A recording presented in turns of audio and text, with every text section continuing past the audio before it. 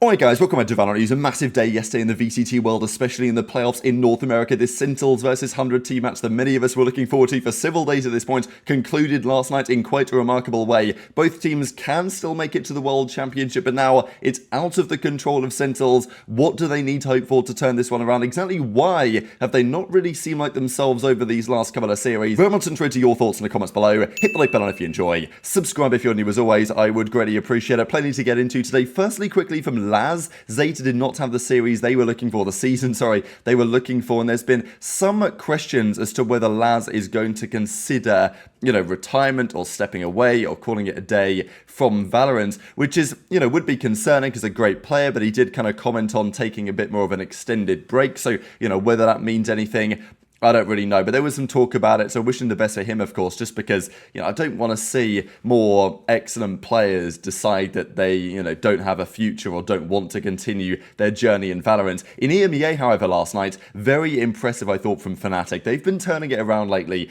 I'm not saying, Hero has completely swung their team around, but definitely seems like Leo stepping away as he did, given the health reasons, and they said, like, as soon as Leo's ready, they'll bring him back, but if he's not ready, he's not going to play. And really with Hero, they've been getting more and more comfortable, and that continued last night. So Fnatic are definitely peaking at the right time. They started the season not in their best form, and over the last few weeks, they've really started to come back into their own right. So yeah, 2-0 Vitality go down to Fnatic in pretty impressive stuff. So Durka has probably been one of the more improved players of the last few months. At the start of the season when Fnatic were kind of struggling, it was mainly Durka of the star players who was generally the one underperforming, but now he's really stepping it up. Safe on the Raze and the Neon did well, but it wasn't enough. 13-11 on Lotus on the pick of Fnatic, and then the Sunset was actually very impressive. 13-6 to Fnatic in the end, taking down Vitality. So definitely it seems a team peaking, getting into the right form at the right time, and Fnatic, you can never fully count out a team as talented as this, given the success they previously had. And of course, they're going to be at Champions. They're here in the grand finals of their own region as well. They'll play the winner of Vitality, potentially, or maybe Team Heretics. Of course, Vitality won the first time they played. Whether that, of course, is going to be the case as of tomorrow, that is a different question entirely. But their final couple of games are coming up in a couple of days' time, and the same is also true in the Americas. Let's talk, though, about how we got to this point. So we're going to discuss Cloud9 crew in a second, but also the Sentinel stuff, because over the last few days, there's been some clearly difficult personal trials and tribulations from Sassy, who's been going through, with his dog passing away, as we talked about yesterday, and there were some questions with Curry stepping in for a practice, whether he was going to play. But even just shortly before their game, it was still unclear whether Curry was coming in or not. So, there was a feeling that, yeah, Curry's in the Sen practice room, doesn't know if he's subbing in for the game or not, right? And obviously a massively important game to play, and as I said yesterday, if you're 100T coming in, knowing that Sentinels are going through a couple of things, okay, sure, difficult personal stuff that you wouldn't wish on any of their players, but it's just unfortunate timing, and something that 100T were able to potentially go forward and capitalize on. So this is what Sassy, though, said shortly afterwards. Today is an important day for not only me, but for Sentinels as well. We will face 100T for a place in the Champions League. I'll do my best to keep my team to help my team to achieve the goal. Clear mind for today, most importantly, shave their head.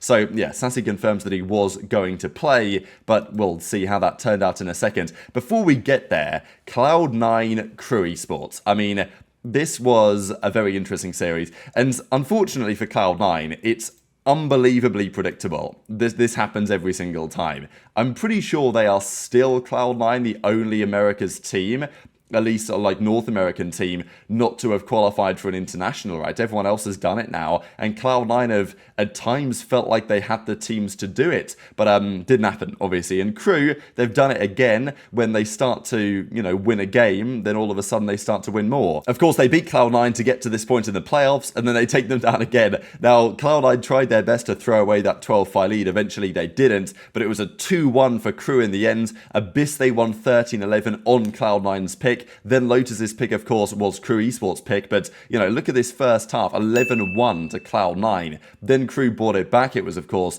12-5 at a point, and then they won every single round until the very final round where I don't know how often this happens. Like, there's got to be something in this from, like, a mentality perspective that I feel like this happens more often than it statistically should, although I don't know what you guys, if the data actually backs this up, because I guess you'd say it's 50-50 every single round, but it isn't really, right? Clearly it was offensive favored, But there's something about when you're the attacking team and you're bringing it all the way back, in your head you're like, oh my god, it's 11-12, like we better not lose now type thing, right? Like no way we're going to lose the final round after winning all these in a row. And for some reason, like it tends to favour the team that's lost all the rounds in a row on the final round just to try and close it out, and that's what happens here again. So Cloud9 get the job done, just about, but then Haven, they get crushed, 13-6. Crew Esports, they carry that momentum from all those rounds they won on the Lotus, and they take down Cloud9. So Vanity goes 4-17 final map. Oxy didn't have his best series here, but this is just classic Choke 9, like Cloud 9, whatever you want to say. Like, it always happens like this, and it doesn't really matter what Cloud9 do in the regular season, how well they perform, they're going to turn up to the playoffs and they're going to underperform, and that's always how it is. So, yeah, again, Cloud9 not going to be there at the World Championship. They're going to have to make some serious changes. Whether Vanity's a part of that rebuild, that's another question, but, wishing the best for all of those guys, whatever happens next, of course. But let's talk about Sentinels, because Sassy turns up, the head is bald, and he's ready to go, and, that's what they do. However, didn't have the greatest time, and this is a big talking point really of yesterday. They started map 1 kind of poorly, and then 100T came to play seriously on the game 2.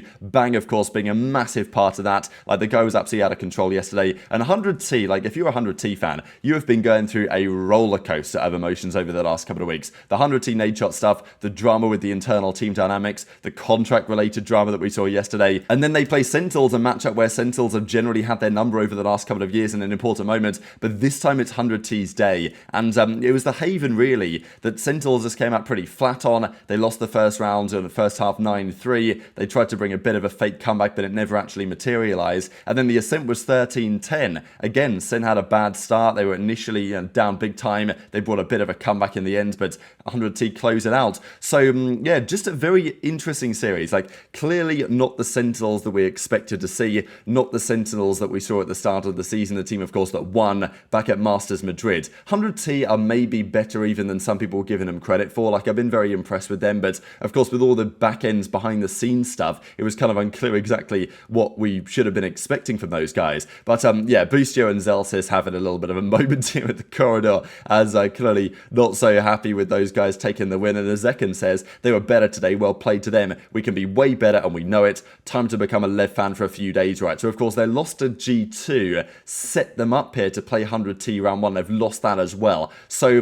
yeah, clearly whatever's been happening behind the scenes, the Sassy stuff and potentially others, it's been affecting them, right? Because like, look at all these games they won in a row. They 2-0'd Furia, NRG, Crew and Cloud9, and okay, they've played arguably slightly better teams in G2 and 100T, but from winning 8 maps in a row to losing 4 in a row, something's clearly not exactly right over the last little bit. And yeah, as 10 says, GG's to 100T out of playoffs. We've still got a chance if Lev make it, and this is the key point, right? As John QT though says, sorry for disappointing, I was in extreme pain today, had to go to urgent care yesterday. So I think it's worth clarifying, as John QT says, look, like, don't want to make any excuses, they played better than us, but at the same time there's clearly been things behind the scenes outside of the server that have been affecting Sentinels play. And they're obviously, when push comes to shove, the important series, if they'd have won any of the last 2 series, they'd have been in for sure. Not the case. They lost both of them, and therefore they're potentially on a bit of a precarious position. This is the bracket though, and the good news for Sentinels, they still have the most points in the entire Americas, which means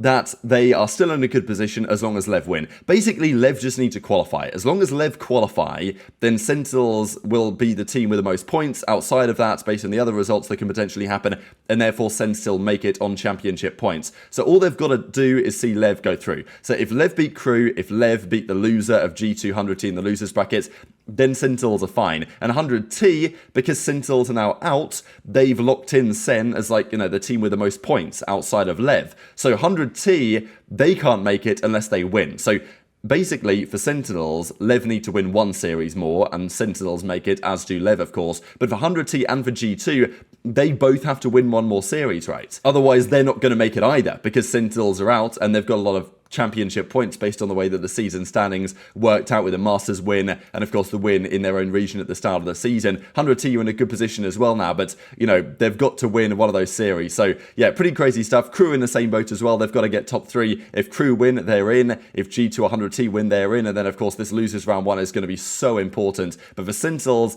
they are just hoping that today Lev win a series, and if they do, that's fine. But also, you've got to realize that Lev have less to play for, right? They've already qualified for Champions. Every other team here is still fighting for their life to make it. So it's going to be fascinating. As Elsa says, I'll give you anything and everything, right? Please just win that series or win something and, help the boys out. And I think Sentinels definitely deserve to be at the World Championship, right? Like, if you win a Masters event, I think you should just be automatically there. To be honest, I'm surprised that, you win Masters Madrid, you don't get automatic qualification for Champions. I think there's a problem there personally. I think they deserve to be there. I think they will be there, but it does rely on Lev doing their dirty work for them to some degree. But very much intrigued to your thoughts in the comment section below. And as Will Mither clarifies, G2 and 100T can't qualify by points. They've got to win one more game each. And Crew in the same boat, they can never qualify off points though in the first place. So very much intrigued to your thoughts in the comments below. If this type of performance here from Lev continues, Sentinels will be fine. But, not exactly guaranteed to be the case here. So fair play to 100T. Many big results around the world of Valorant yesterday, as we dived into over the last couple of minutes. Hit the like button if you enjoyed. Subscribe if you're new. Take care. And I'll see you next time.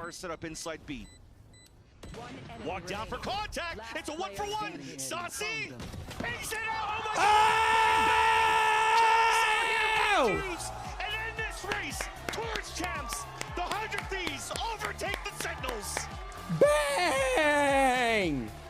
Not like that, man. Not like that. No, brother. That's a tough one. Are you kidding me? What a great game, though, man. What a great game.